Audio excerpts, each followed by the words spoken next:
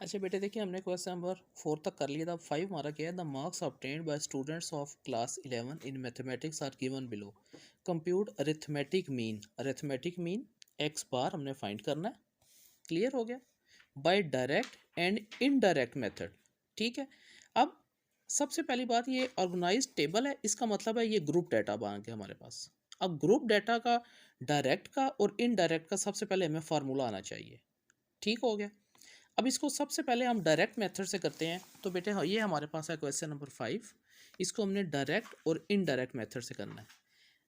हमेशा याद रखें, पहले अगर आपके ज़हन में फार्मूला होगा तो उसके अकॉर्डिंग आप उसका ग्रुप सही बना सकोगे। डायरेक्ट मेथड से ग्रुप डाटा का फाइंड करने के लिए मेन फार्मूला होता है summation F x over summation F. इसका मतलब है एक आपको फ्रीक्वेंसी, ये आपको सवाल इतना सा गिवन है। क्लियर, इस फॉर्म में। क्लियर, ये हमें सवाल गिवन है, हमें फ्रीक्वेंसी गिवन है। ओके, हमें एक्स फाइंड करना है। ग्रुप डाटा में एक्स क्या होता है, मिड पॉइंट, और वो कहाँ से आता है, क्लास, इससे आता है, क्लास इंटरवल से। तो मिड पॉइंट मैंने डायरेक्ट लिखा है 0 + 9 divided by 2, 10 + 19 divided by 2, 20 + 29 divided by 2, ये सारा मिड पॉइंट आ गया। अब हमें आगे एफ एक्स भी चाहिए था। अब हमने, ये एक्स है, ये एफ है, इसको आप एफ भी लिख सकते हो यहाँ पर। ठीक है, एफ और एक्स को मल्टीप्लाई करते जाओ तो ये आपके पास ये टेबल बनता जाएगा एफ एक्स। और हमें क्योंकि एफ एक्स का समेशन चाहिए तो हमने समेशन निकाल लिया, डिवाइडेड बाय सारे फ्रिक्वेंसी का सम, वो समेशन एफ हो गया। बेटे वैल्यूज पुट की, ये हमारे पास आंसर आ गया। That is clear. ये हमारे पास डायरेक्ट मेथड से आंसर आ गया।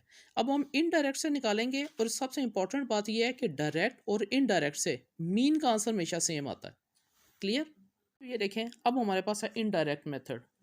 अब इनडायरेक्ट मेथड के लिए सबसे पहले फार्मूला देखें क्या होता है, A plus summation F d divided by summation f. Clear हो गया। बेटे हमें एफ का पता है, ये सवाल था इतना सारा, ये फ्रीक्वेंसी है। डी हमें पता है वो क्या होता है, एक्स माइनस ए। अब ए हमने क्या सपोज करना है, कोई भी वैल्यू, और वो कहाँ से होती है, सपोज वैल्यू फ्रॉम एक्स होती है ना। तो एक्स हमने सबसे पहले, ये मिड पॉइंट था, ये हमने मिड पॉइंट निकाल लिया सारा। अब इसमें से कोई भी वैल्यू सपोज कर लो।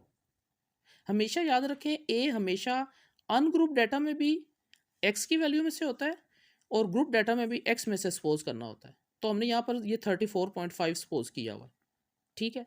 अब मुझे यहाँ पर डी चाहिए, डी क्या होता है, एक्स माइनस ए। ठीक है, अब ये मेरा एक्स है, ये मेरा ए है। मैं लिखूँगा 4.5 माइनस 34.5, 14.5 माइनस 34.5, 64.5 माइनस 34.5। ये आपके पास सारा इसी तरीके से आपने ये सॉर्ट आउट कर लिया। ठीक हो गया। अब यहाँ पर आपने समेशन डी नहीं फाइंड करना, एफ डी फाइंड करना है।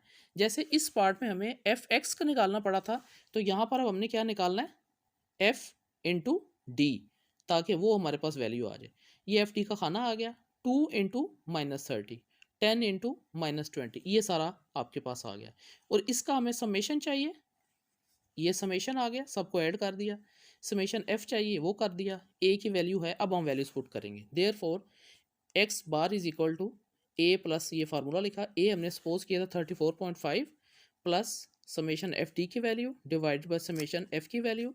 ठीक है, ये हमने बेटे इसको हमेशा सबसे पहले डिवीजन को किया, इसमें से ये माइनस किया, तो ये आपके पास एक्स बार का आंसर आ गया बाय इनडायरेक्ट मेथड। अब देखें 32.5, 32.5, यहाँ पर आपका आंसर आ जाता है। अगर आप इसी को दूसरे फार्मूला से करना चाहें तो आप वो भी कर सकते हैं। ठीक है, उसके अंदर आपको बताया था कि उसके अंदर फार्मूला में सिंपल क्या आ जाता है, एक यू आ जाता है और एक एफ आ जाता है। और एज कैसे निकालते हैं, ये आपके पास एज निकालने का तरीका है। 0 से 9 है ना, काउंट करें, 0 1 2 3 4 5 6 7 8 9, यानी कि 10, इसका एज की वैल्यू 10 आ जाएगी। That is clear.